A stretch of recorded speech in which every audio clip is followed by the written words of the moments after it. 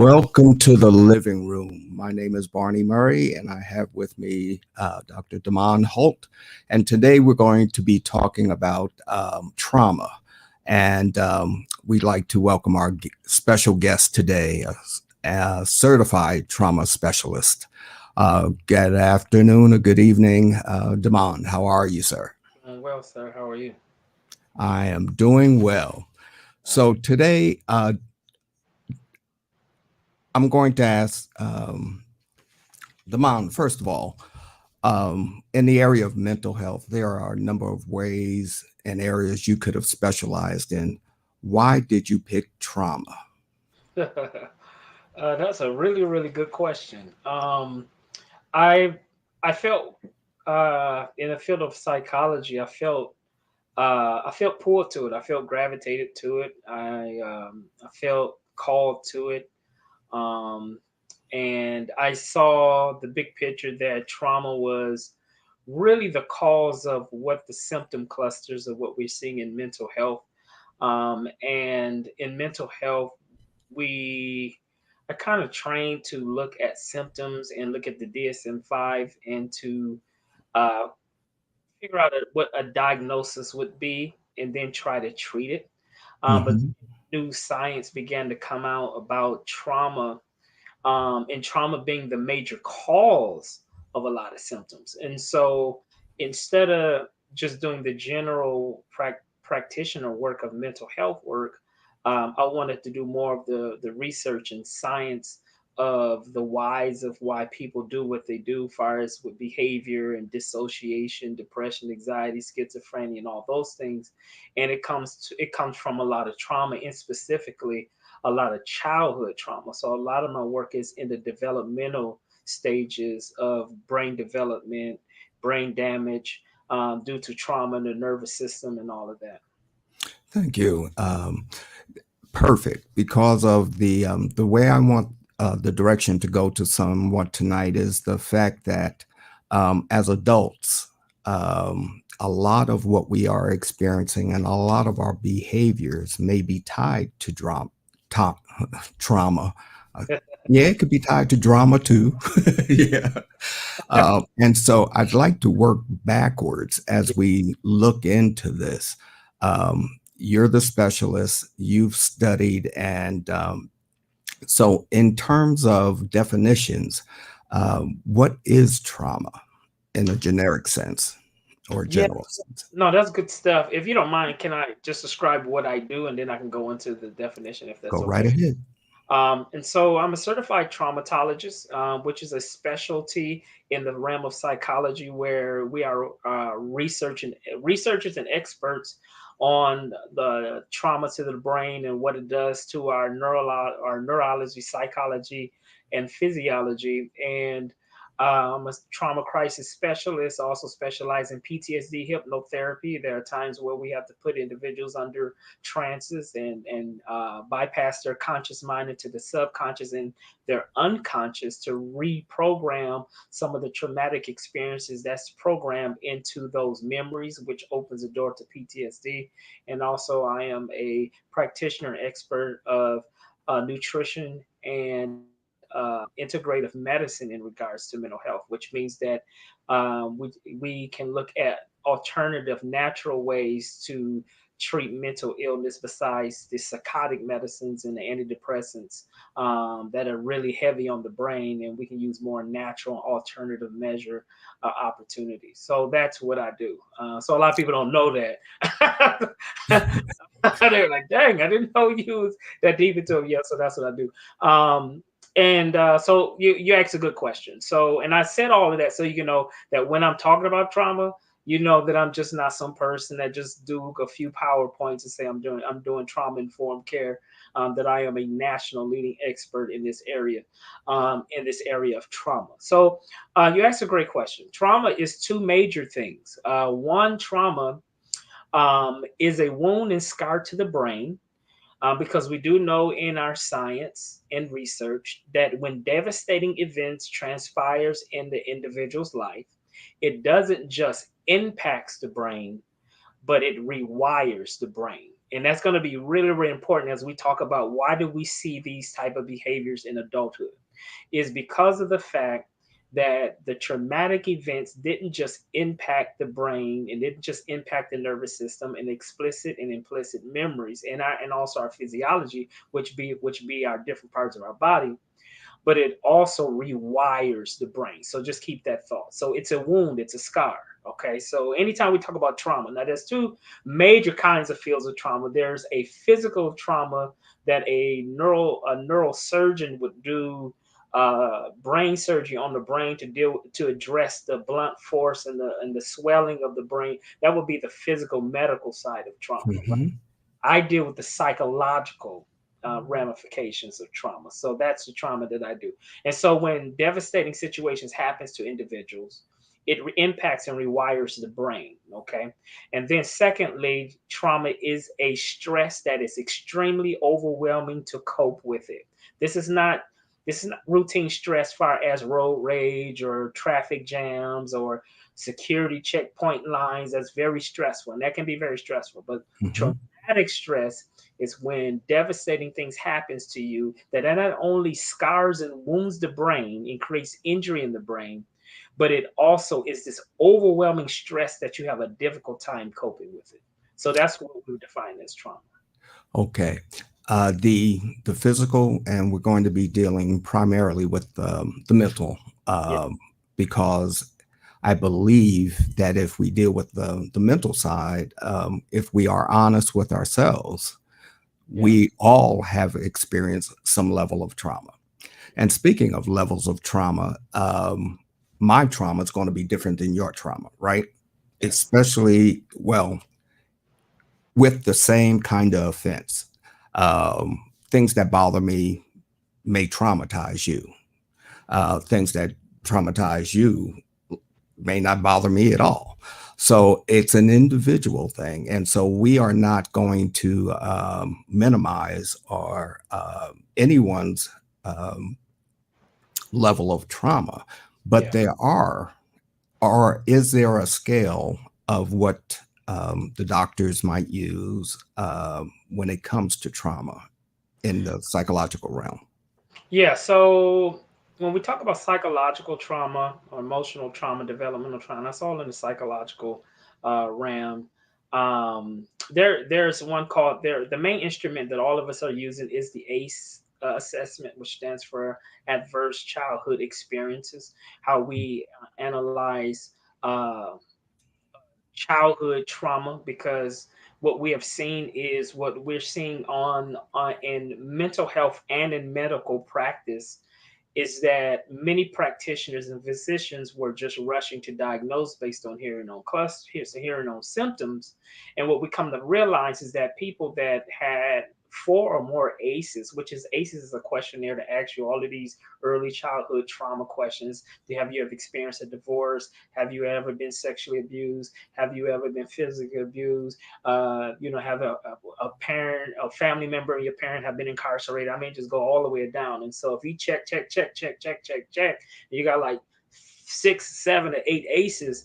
We saw 9 times out of 10 that not only these psychological impacts impacted your brain, but it also impacted your physiology. Where a lot of people that have four more ACEs also were in substance abuse. So that also explained why people were doing drugs, why they were doing meth, heroin, crack, and cocaine. It wasn't just because they just wanted to get high. It was some bad things that has happened to them, and because they did not address those root causes of the traumatic experiences, their reality is so overwhelming to cope. Remember, I talked about trauma being a stress that's so Right. overwhelming to cope. So what helps me to cope? Well, if I get high, if I get drunk, if I go into alcoholism, or if I go into substance abuse, all these risky behaviors, I self-medicate because I don't know how to deal with this overwhelming stress that's so difficult to cope with it. The only problem is you may get this big dopamine release of pleasure from the drugs, but then your brain is going to begin to crave more and more and more. So now you have your trauma from your childhood, now an overwhelming addiction that you cannot shake, and so now you got two major problems. And this is why rehab is not can't be just about 12 steps. It has to go to root causes of traumatic experiences to start the healing process. Absolutely. That's excellent. And that's one of the points that I was thinking about, that tonight's talk may be the beginning of healing for some people Yeah. because they may not have realized that the root cause of even some of their behaviors may Yeah. have gone back to their childhood. And there's one of the things I'd like you to take a look at. Okay. There's a couple of typos over here. We ask that you excuse Yeah. the typos, Yeah. but there's a guilt wound. Um, and the guilt wound that you probably can't read it. It says feels sorry or bad, doesn't like to ask for things, uses guilt to manipulate. That's the guilt wound. Then there's the trust wound, which says what a couple of the bullets say it's you're afraid to be hurt, doesn't trust themselves, finds ways not to trust people. The trust wound, the Yeah. abandonment wound, feels left out, fears being alone, hates being alone, and becomes codependent. And neglect wound has low self worth, gets angry easy, and struggles to say no. So that is the inner child wound as we talk about some of the sources. Yeah. Um, the second one, um, now from an adult perspective, one of my friends and I were talking about marriage relationships, and he said that sometimes a spouse may have to deal with, he called it the invisible enemy, which, as we were talking, he went on to describe that as a traumatic event in the spouse's life that has been unresolved. Yeah. And so now they get married, and he's dealing with this invisible enemy. Um, so it says here, your brain on trauma, suspicious or untrusting, negative or pessimistic, addictive, self sabotaging, scattered or distracted, demotivated, and drained of energy, self critical, judgmental of others, of yourself and others, and emotionally cut off. Yeah. So as an adult, we see that a lot of our behaviors, um, and I'm sure most of us can can I identify with a couple of these on this screen at some point in our lives and not be aware of the source. Yeah. So as we look back into our childhood and the level of trauma, if I fell off my bike and hit my head, that's easy to explain. As a child, and keeping the ACE score in mind, Yeah. um, what are some of the examples of the ages and the kind of trauma that, from your experience, translate directly from a childhood experience into an adult lifestyle or behavior? Yeah. So we're gonna peel some layers of the onion on that one, and it's all good. It's really deep. Um, so let's go really deep into it. So, Frederick Douglass said something. I put it on Facebook today. Is that it's easier to build strong children than to repair broken men. By the Yeah. time men ministries such as Christian Men's Fellowship or churches or rehabs or mentor and coaching agencies are dealing with many of the older behaviors, it's because of many of the childhood behaviors. So when I go into childhood trauma, I'm not talking about just this 8-year old or the 5 years old or the 2-year old. It's very disturbing. I have to. Now, I'm not even talking about just infants. I'm talking about the fetus in the womb of the mother.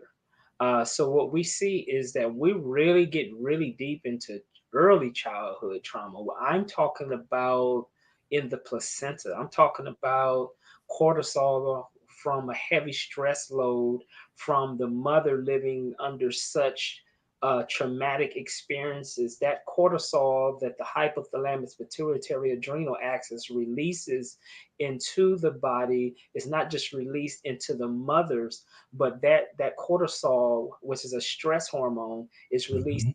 into the womb. So it also impacts the child. So when the infant is born, the baby is already, without breathing its first breath of fresh air of life, is already being hyper arousal, or in a hyper arousal state and hypersensitive, because of the stress of the trauma of what the mother has done. And so this is the reason why we've also seen that this type of extreme traumatic stress of the fetus and the now newborn infant that's been born has already been traumatized without even living a first 24 hours of fresh air into its reality. Says a lot, because that is very sensitive, Barney, because that is the most sensitive times where brain development is taking place, where brain cells, billions and billions of brain cells and neurons and neurotransmitters and connectivity is important. And so the younger that infants and younger children, going all the way back to infants, are living in high levels of trauma, it is impacting brain development, which opens the door to disorders and mental illness at a very, very young age. So this is the reason why I always talk about, I always go on with a Frederick Douglass statement that it's easier to build strong children than to repair broken men, because repairing broken men is the reactive side. Mm. Building strong children is the proactive side. So the quicker that we can catch kids and humans in this early part of life where brain development is crucial, because when an infant is born, they have 25% of the human of an adult human brain. By the time they two, it doubles in size by 50%. And by the time they're 5 years old, they have 90% of an adult brain at five. The last piece of the brain that needs to be developed is the frontal lobe, with the prefrontal cortex, with cognition and executive functioning, thoughts, making decision choices, and all that is in that piece of the PFC. All of that, I say all of that to be important, because that's where the brain is being formed and being developed. The earlier trauma enters into a person's life without helping to cope and treat and help people heal from that trauma, the more you're going to have brain issues. The fact of the matter is that you need your brain to do everything. Your life cannot change if the brain is constantly injured and it is hurting. We have to first fix the brain and the mind in order to shift the trajectories of a person's life. You can go after behaviors all you want, and what you're going to find out is you're going to waste a whole lot of time, and you're going to spend millions of dollars, and the outcome is going to remain the same. We have to change the brain in order to heal the person's life. I'm so glad to hear you say that. In my classroom, and you may have seen it when you came to visit my class a couple of years ago, Yeah, that on the whiteboard in big black letters, it says, if you can change your mind, you can change your life. that's right. And so I was teaching and dealing with, even now, high school students between ages of 15, 16, and 20, 21. And you're saying that the last 5% of the development of their brain happens during that time frame. Um, and you said 90% happens between the ages of 0 and 5. So that's right. You have the 10% left, and the 10%, the prefrontal cortex, usually don't come into full development. And it's case by case, but between 20s and 30s. This is and you got to remember, this is cognition. Right. So have you noticed by the time you get like late 20s, 30s, a little bit more maturity, your thought process change? When you get like around 30ish than when you was when Hmm. you was like 15 and 16, it's because the cognition is coming to much more development and maturity. And the way we look at choices and decisions from the prefrontal cortex is coming into more maturity and development. Wow.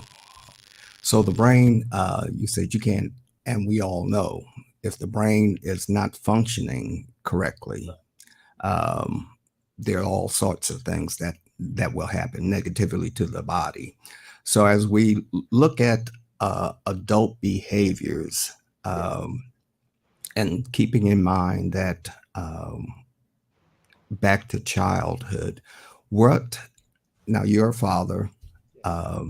as well, and but you've been in the business for a while, paying close attention. So, Yes. what are some of the common behaviors you see parents um, stress their kids out about at an early age that might traumatize them by definition? Well, that can be direct and indirect. I start with the direct. Um, then that depending on the stability of the home, most definitely our family structure has drastically shifted in the last 10, 20, 30 years. It looks just totally different. And one of the things when we look at types of traumas, so that's a good question first because a lot of this comes from the home environment. And abuse is a type of trauma. It impacts and the brain. It rewires the brain. That's physical, that's emotional, that's verbal abuse, certainly sexual abuse. When you are sexually fondled or molested or raped or touched in a sexually inappropriate way, it impacts and rewires the brain. Now, why am I talking about this? Because by the time these people become teenagers, adolescents, or adults, and they have all of this risky behavior of being promiscuous, or we label them as, oh, he ain't nothing but a, or she Yeah. ain't nothing but a, you know, um, but and this is why when I teach trauma and trainings at universities, I always talk about when we're dealing with trauma. Don't ask people what's wrong with them. Ask what has happened to them, because if you ask them what's wrong with them, then you're saying that you're better than that person and you're the solutions and you're the Batman, Yeah. you're the woman, and you can be the fixer. And when we shift our approach to people who have been through a lot of trauma, instead of asking what's wrong with them, ask them what has happened. Because I guarantee you, every risky behavior that you've seen has a story. It's a story that needs to be told. When I go past 22nd, Satarita Park, and see all the homeless there, it's easy to be self righteous and be easy to judge them Mhm. and look at them a certain way. But a lot of that is trauma, ladies and gentlemen. You can pour millions of dollars of just trying to put them into housing and give them a job. Their outcomes is going to remain on a homeless because the brain is injured. The life doesn't change until we first go to the causation of their circumstance in the first place, and that's going to be trauma. There's a reason why we got veterans that have fought on the battlefield that is homeless. So it tells you something is going on in the brain and the mind. And we know exposure to extreme violence and murder and homicide and genocide and all these things that they have been exposed to, it impacts the amygdala, it impacts the hippocampus of the brain. It creates these symptoms called PTSD, and it changed their whole life. They are not the same. So also we talk about trauma, abuse, rejection. Some of those things that the list you showed me are symptoms. Mhm. Somebody have Mhm. suffered rejection, maladaptive environments, from Yeah. separation of families, foster care. All of that opens the door to a lot of those issues. One of the things that you mentioned earlier, and it kind of triggered with me, resonated with me because of my work in with the high school kids, in that um, the list that you listed when it comes to physical abuse and sexual abuse in all of its forms, um, it applies. I'm surprised at the number. It applies for young boys, men, and women and girls as well, that Yep, no one is safe from that. that's right. And I was in men's ministry when we got into the more intimate conversations, how many men admitted as a child being sexually abused um, at a younger age, and which accounted for that whole processing thing and why they were so angry. Yeah, They just live life angry, yeah. mad at everybody. And here I am trying to talk with them, and they mad at me, and I didn't do it. you know. Right. So the process that you're mentioning about how to ask them what happens, a lot of the young children can't explain it. and finding that a lot of the adults can't put their finger on why they are the way they are. That's right. Is that because of a suppression on their part, or could it be truly such a lifestyle that they grew up with that now that they are older, they're just continuing the same traumatized lifestyle with their own family now? Yeah, so always going back to looking at trauma and looking at the science of it, that it's an injury to the brain. So certain region of the brain is not healthy. It's not going to assess. It's not going to evaluate correctly. It's going to the ability to create attachments and relationships is going to be compromised. There's going to be cognitive decline. You're going to have major dissociation. A lot of those issues is a lot of dissociative behaviors and sometimes dissociative disorders.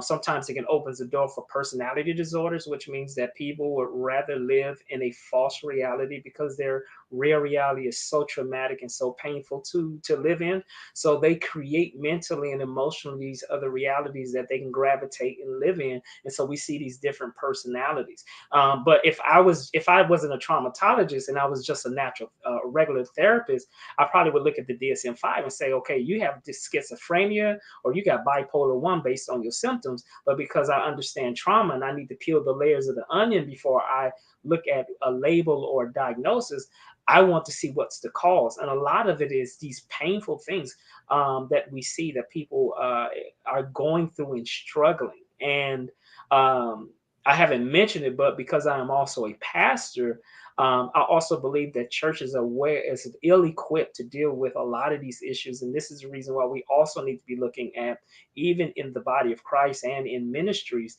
being educated and being prepared to have mental health ministries and anchored in our congregations, because everything is not spiritual. Yes, we understand about demonic forces and all of those things, but there's a lot of mental illness and disorders as well that we have to make sure our congregations are prepared for. So when we're having workshops and we having this is because people say, well, doctor, what do we need to be doing on even on the church level?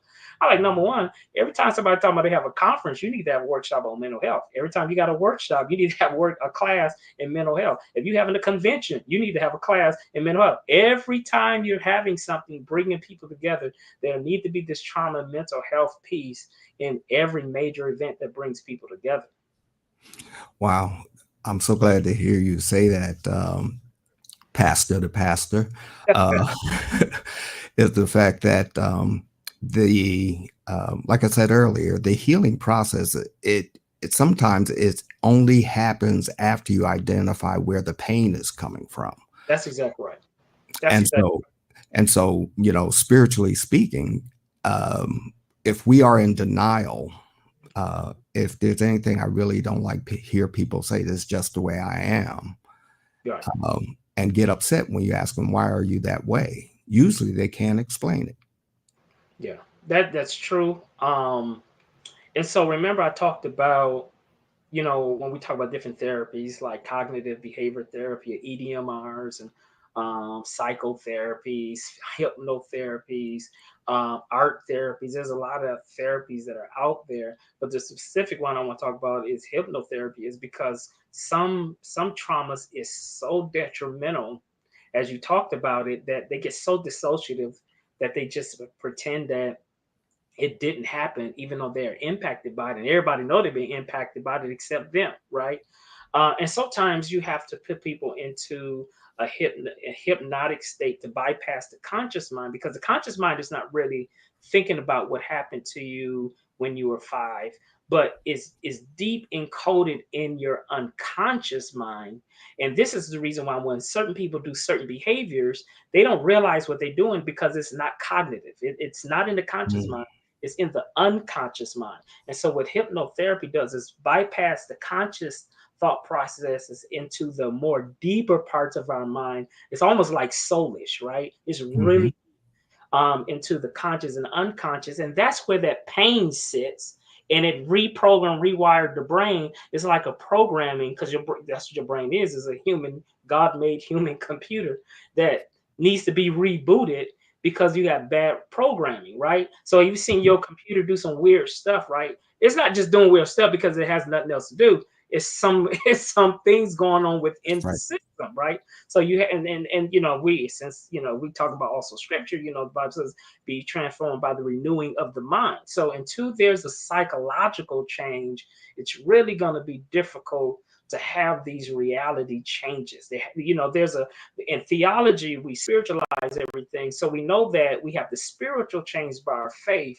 But in order for our outcomes to change, there just can't be a spiritual change. There certainly has to be a psychological change because this is where all the thought processes of cognition and all that goes through. So, yeah, it's very important and it's a process. You know, you have Mm. to admit and acknowledge, you know, what has happened to you. And that's not always easy because another thing, especially in communities of color, is we have a lot of family secrets which have Yeah. exacerbated mental health in our communities is because the traumas that has happened to us, it's like treason if you talk about it and reveal it and you expose it. Well, what you're not talking about and what you're not exposing is killing you and it's Right. depressing you.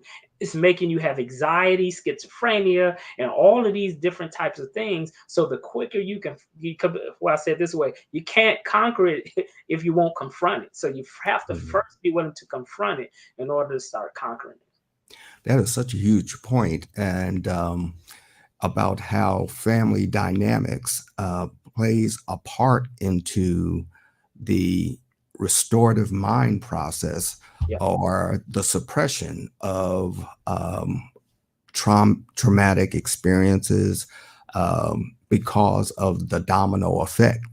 yeah, That there's some trauma that has been executed on individuals that can topple two or three different generations that's right.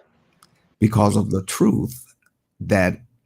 But the interesting and the sad thing about it is that the family that suppresses this um, will talk about the individual who's been traumatized, Yeah, about how he or she is the black sheep of the family because they can't deal with it because they can't let it out. So yeah, they may end up incarcerated, they may end up drugged, or some other form of addictive and bad behaviors, um, and it's strictly because they are not permitted to heal because of course family name, reputations, and all those other things are going to be I don't want to say violated, but the truth is that it will topple some empires if the truth came out. yeah, that's And right. so the And family dynamics, you mentioned that earlier, huge part of the healing process. Would you agree? mhm. And family is a huge part. Family relation, I say relationships is the common denominator. It's a common denominator to be traumatizing, and it's the common denominator to create healing. Because relationship is the one of the major keys of the common denominators. While a person is in an abusive state or they're in a loving, a healthy state. And another thing about families and secrets, especially when we talk about sexual abuse, is because if it's secrets, and I've seen a lot of people struggle with this, the person that has violated the victim is in the family, and because it's a secret, the person is constantly re-triggered with secondary trauma because you bring that person with the violator and put them in the same space and you keep the secret and pretend like it never happened, and this person is literally about to have a PTSD trigger emotional meltdown because we keep putting them around the molester uncle, the molester grandfather at 4th of July, Thanksgiving gatherings, and nobody's dealing with this. And this is the reason why people just spaz out and just Mhm. go off the chain and have meltdowns. So it's easy to label and judge people. This is the reason why I say if you look at it from the top, like you're all that in a bag of chips and being self righteous, then you're going to look at them as something wrong with them. But if you come down at a lateral and say, what has happened to you? Because I realize things has happened to me too. You just didn't get to see it, and you seeing a little growth in my life. But if I share a little bit and be a little bit more transparent, I've also had my share of traumas too. So I think trauma since mostly everybody's been have some level of trauma, if we all come down to everybody's level, it humbles everybody, and we don't judge each other. We all just try to be there for each other.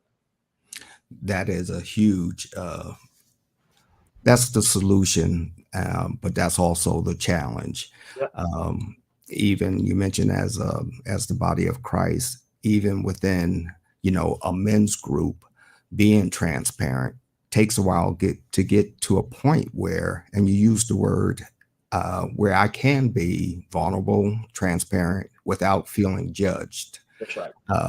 We are trying to get there, but that takes time.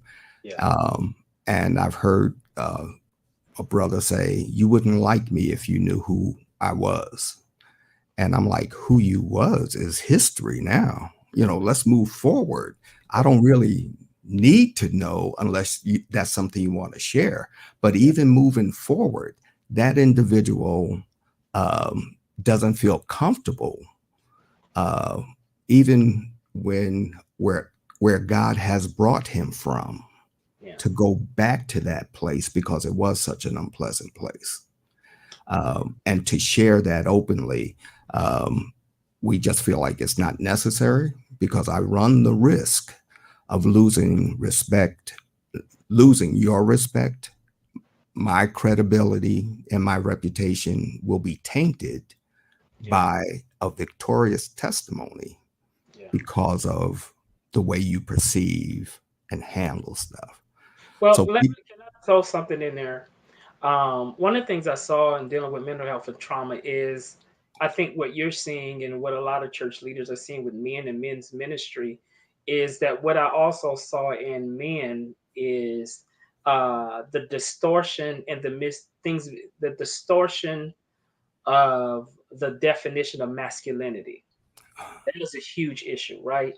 Because mhm, are you really a man if you show emotion? Are you really a man if you say you hurt in some area of your life? Is that really masculine to mhm, make a statement like that? Well, I really see you as being hard, as being a man. If you say you've cried, you've had days where you've shedded tears. So mhm, a lot of our masculinity and our thought processes have been distorted to think otherwise. And so this is the reason why a lot of men come into spaces and they're bleeding and leading at the same time. And so I always said in trauma is that if you don't heal from your trauma, you're going to bleed on people that didn't cut you. So right, we cut and hurt and wound other people because of the hurts that has been harbored and anchored in us. And so we carry all of that burden even when we come into shared spaces because we feel we can't be transparent. Our masculinity is in jeopardy if I show any ounce of emotion, right? And mhm, emotion is humanity. It's not masculinity. It's just human, not man. It's just human to open up and share because you if you don't, then a lot of that built up anger is going to turn into a domestic violence situation, right? right, You've got so much stuff built in, and to take that one little small thing that's still been brewing for the last 9 years, and you never dealt with it, anything, talked about anything, and then boom, you explode. And the danger now is you pulled the trigger and you shot the bullet and the bullet has done damage. Even though you apologize, one thing we cannot do is ask the bullet to come back to the chamber. right, right. And that's a huge point because of the fact that people bring uh, their good and their trauma into the relationship. Yeah, And most of us that are battling some level of trauma try and keep it suppressed. yeah, Um, it's like you were saying about masculinity. You don't hear men talk about being depressed or anything mhm, because that in the locker room, that's a sign of weakness. yep, I fault us for not making it safe for to men to be who they are and be for real. right, And that's one of the agendas behind the living room, is that it is a safe place. yeah, But being a safe place you have to get there, get used to, and you have to allow yourself to grow and to bond with the other people that are there. Yeah. The the traumatic experience that we all suffer um, is for some it's a lifelong process. Yeah. It's a lifelong journey. Yeah. Um, so, having said that, I've seen people get that aha moment. That's what it is. I need to acknowledge it, and I can live the rest of my life, and it won't bother me. Others suppress it if they know what it is. Some people are triggered and don't know why. So, what would you say to a person who came to you and said, I don't like this about myself and I have no idea where it's coming from? What would your response? They want help, Yeah. but and a lot of them, and they've asked me, "Am I crazy?" Is the question. Yeah. Am I crazy? And I'm not a. I can't answer that, of course. No, believe it or not, deep down, people know what it is, or they have an inkling. They may not have all the answers, and that's fine. That's why they come into an expert to help them. But usually, people have an idea what it is. Believe it or not, Barney, some people are so shameful of what they're struggling with that it's just easier to pretend not to know or deal with it than to really call it out. I mean, to get people to actually call out some of their traumatic issues is terrifying for some people.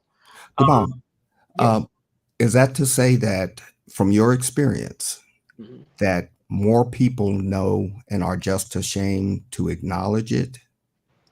Yeah. Yeah. You do have a portion of people who just really just oblivious.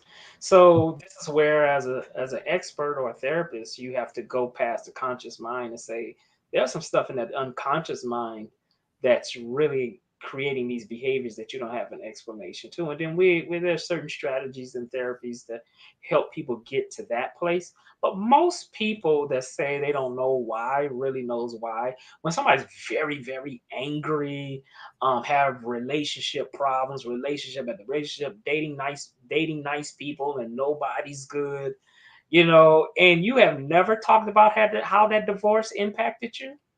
Yeah, that's an issue, right? Mhm. So you, in a way, it's just so painful to really say my ex still have that much power over me, in my present, in my future, and I just don't know how to heal to stop that person from having that much power. It's a lot of shame and guilt that come with that, and it's not easy to digest.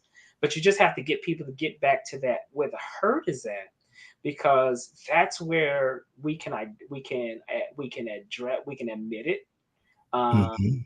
then we can acknowledge it, and then now we have to now address it. So before you can address it, you have to admit it and you have to acknowledge it, and those are like the big things, that is major. And when we talked about trauma, is also there's several major different types of trauma, like acute trauma, which is one thing that has happened to you, only happened one time, but it has these long term impacts on you, Mhm. like a car accident or a natural disaster. That would be an acute trauma. Then we have something called chronic trauma, which is a long term kind of a trauma. I always like to talk about like poverty. It's kind of like this long term type of a trauma. Or abuse can be chronic, or complex trauma is when a person is going through many facets of different types of trauma all in one time. That would be what we would call a complex trauma. Historical trauma is real, and I we like to look at historical trauma being a trauma that is associated historically to certain minority groups. So such as like, you talk about the Jewish community.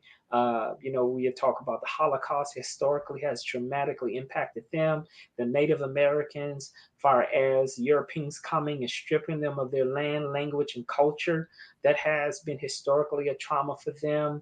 The Latinx or Latino community, border issues and detention centers, things and equality there has been historically has been a traumatic event for them.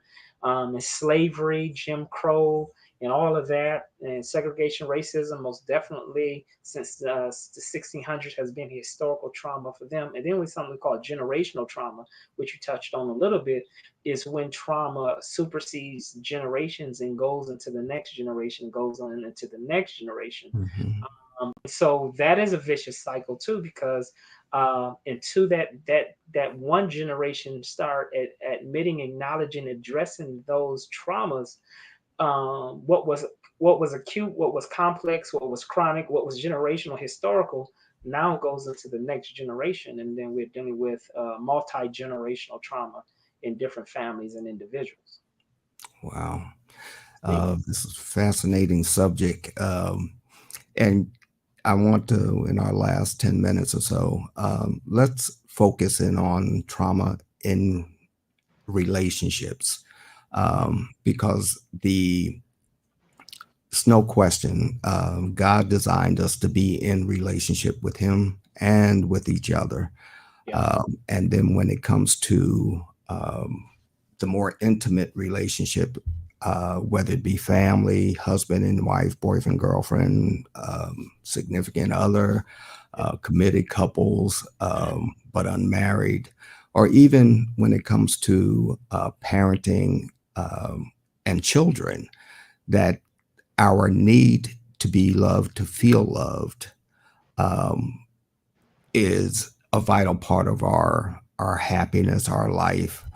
It is a desire I think we all have in common. yeah, But I've also seen um, relationships evolve, or the individual, as soon as they get into, they seem to go through a lot of relationships. They'll be in a relationship up to a certain threshold, yeah, and that threshold could be, I think I'm starting to like this guy. And because I was hurt so bad before, yeah, then I'm going to back off and ghost them and move on to another individual, yeah, again, until it gets to that point. So the level of trauma that, um, we may say people are quirky, yeah, but there might be a story behind why they are quirky. Um, and as you get into relationships, and then all of us that are in relationships want them to be better. yeah, yeah. We want to work at them. So, what would, how would you can't just call people out and say, baby, you got trauma. you know, she may have drama or he may have drama. And I'm thinking about narcissistic behavior and those individuals who will try and control the relationship, Yeah, which is a red flag. yeah, So, but I can't say maybe you can that narcissistic behavior is rooted in a trauma experience. yeah. Most definitely. I'm in a unique, peculiar position because of the fact that I'm a practitioner and I'm also a pastor. So I get to see on both ends, on the theological side and also the psychological side. One thing I didn't get to touch on that I meant to touch on, I think was important, and I just be spend just a little bit on it, is I talked about trauma impacting our neurology, our psychology, our physiology, and sometimes our theology, which means that sometimes people are so wounded that it also damages the relationship and their thought processes about God. Sometimes when people have been through traumatic experiences, people say, "Where in the hell was God when I was Mhm, going through all of this?" Real talk, right? And mhm, it also impacts the theology. I don't think we talk well. It's not talked about a lot because a lot of practitioners are not pastors, so they don't go on the spiritual side. But I get to see both sides of where even people begin to turn against God, and even to the point of sometimes become atheists. So it can be no God. I used to believe in God, but it can be no God after I went through, and there was no God to help me when I was going through. Or sometimes our churches have been places of hurting places, and it's supposed to be a healing place, but people got wounded and scarred in the household of faith, and now their whole theology have shifted about everything about the reality of God. So this is how Well, bad. Yeah. if I can interrupt Mhm. 1 second, that's interesting you should bring that up because I have coming Sunday, and this is a shameless plug, Yeah. um, a young lady who's coming on who will be talking about how her um, relationships with men impacted how she viewed God. That And that and verifies. so he's going to be sharing that very point. Right. So So back at yeah, so that verifies my very point that it also affects not only our psychology but our theology. Some people's whole outlook on who God is changed because of their hurt as well. But closing out is what we saw was more powerful than any psychotic medication and any antidepressant medication was the power of love. Psychiatrists, psychologists, therapists, pediatricians, we all look at this and we say love is the key, right? So I see it on the spiritual side, love is the key because we know God is love, but also see it on the science that when individuals are in loving relationships and in loving attachments and loving environments, it creates brain development, it stimulates the brain, and it also gets the brain out of this hyper arousal of being on high alert. And so the cognitive capacities of the brain is regenerated and stimulated because of being in loving relationships. Spiritually, we know if we look at it from a theological lens, is that we thrive off relationships because God created us in his likeness and image. But Mhm. on my practitioner side, on the science side, I see organically our biology says the same thing. It matches scripture on the theology and says that I'm created in this certain way to thrive, survive, and to thrive off loving and healthy relationships. Relationships is the key. It's the starting point. Um, I had a pastor refer me someone, a couple, and they were getting married. I said, well, you can do the premarital counseling. You're their pastor. He said, no. He said, no, doctor, there's some extra issues that you need to look at. And I got it. And what I saw was when I did an evaluation with him is I said, there's no way I'm going to sign off to your pastor, send you back for premarital counseling for your wedding when you have all of these individual traumas. Because what's going to happen is if you get married, what's going to happen is a 65% man and a 43% woman is going to come together and only going to probably together be not even 75% as a couple. You don't have a fighting chance with all of the wars, all of the spiritual warfares, all of the attacks, life ups and downs is going to throw at you. So, yeah, we have to get back to saying, I hurting people hurt people. And if I'm hurting directly, indirectly, I'm going to hurt my spouse. I'm going to hurt my kids. I'm going to hurt my friends. I'm going to hurt my cousins. I'm going to hurt my brothers. I'm going to hurt my mother and my father because I got hurt on the inside of me. And so the quicker we can create you to get into that healing space is when you're going to not be hurting people, you're going to be helping people. uh, thank you. And I have to say, Amen. Amen. Um, Doctor, we appreciate you coming on and sharing your expertise with us tonight. It is a subject whose time has come, and it has come to a point where if we could only and openly talk about these things like we're doing tonight and being able, my keyword is ownership. If I can own my trauma and admit to it, there's a good chance that everything is going to improve around me That's right. because I'm not going to hold you responsible for what happened 20 years ago or yesterday. It happened to me. And like you said, I don't want to bleed on the people I love. Yeah. So I owe it to them and to myself to be as whole as I possibly can. And it's going to take some work and it's going to be painful. But it's something that you have to make that conscious decision Yeah. that I'm going to do what I can to change my mind.